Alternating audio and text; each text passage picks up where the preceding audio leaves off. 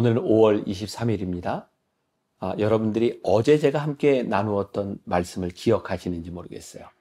이제 에스더서로 역사적인 관점에서 역사서가 끝이 나고 오늘부터 욥기가 시작이 되는데, 오늘부터 시작되는 욥기, 시편, 잠언, 전도, 아가서 요 5개를 가르쳐서 우리가 지혜서라고 말을 합니다. 요 지혜서는 어떤 역사적인 순서를 따라가고 있는 것이 아니라 지혜를 다루고 있어요. 지혜는 무엇인가? 우리들의 삶에서 잘 해결되지 않는 문제, 이 문제를 하나님께서 어떻게 답해 주시는가? 그 지혜를 말씀해 주고 있죠. 욥기에서 다루는 지혜와 시편에서 다루는 지혜, 잠언에서 다루는 지혜, 전도서에서 다루는 지혜가 달라요. 특별히 이 욥은 우리가 잘 아는 것처럼 이 고난에 대한 문제를 다루고 있죠.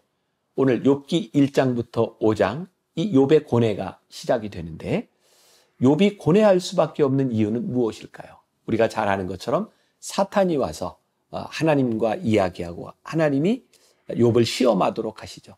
우리가 잘 기억해야 될 것이 있어요.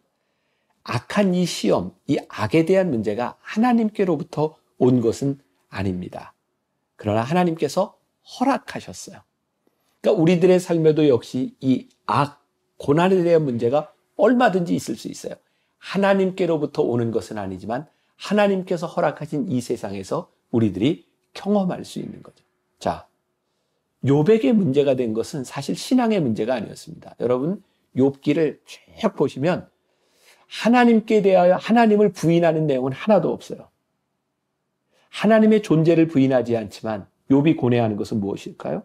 그는 하나님이 선하시다고 믿는데, 하나님은 공의로운 분이시라고 믿고 있는데 그 문제가 해결이 되지 않는 거예요.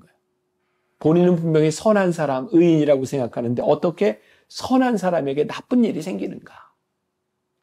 아마 오늘 우리들에게도 동일한 질문이 있을 거고, 이 질문을 가지고 욥기를 본다면 말씀이 오늘 우리들에게 이것을 이야기하는구나 라고 하는 것을 깨닫게 되겠죠. 공의, 의인들의 고난에 대하여 침묵하신 하나님에 대하여 이 하나님과 함께 이 길을 가는 욥은 어떤 답을 얻고 있는가? 자, 이런 관점을 가지고 여러분들이 흥미롭게 욥을 보신다면 우리들의 신앙에 큰 지혜를 얻지 않을까라는 생각이 들어요. 자, 적용해 볼까요? 묵상 포인트. 욥은 오늘 말씀 가운데서 이런 반응을 보이고 있다면 나는 고난 앞에서 어떤 반응을 보이고 있는가? 욥이 하나님께 물었던 질문처럼 나는 어떤 질문을 던지고 있는가?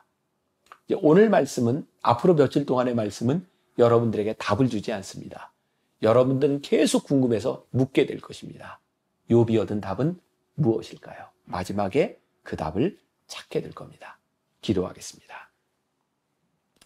욥을 통하여 우리들의 신앙의 중요한 문제를 다루게 됩니다. 욥의 고민이 우리의 고민이기도 합니다. 욥이 답을 얻지 못해 답답했던 것이 우리의 답답함이기도 합니다. 하나님, 오늘 우리들의 삶에서 욥처럼 우리도 질문하려 합니다. 답답한 마음으로 하나님 앞에 나아가려고 합니다. 또 욥이 얻었던 답을 우리가 이 욥기를 마칠 때 우리들의 삶에도 찾을 수 있도록 이 말씀 가운데 역사하여 주옵소서. 예수님의 이름으로 기도했습니다. 아멘. 오늘 말씀은 욥기 1장부터 5장입니다.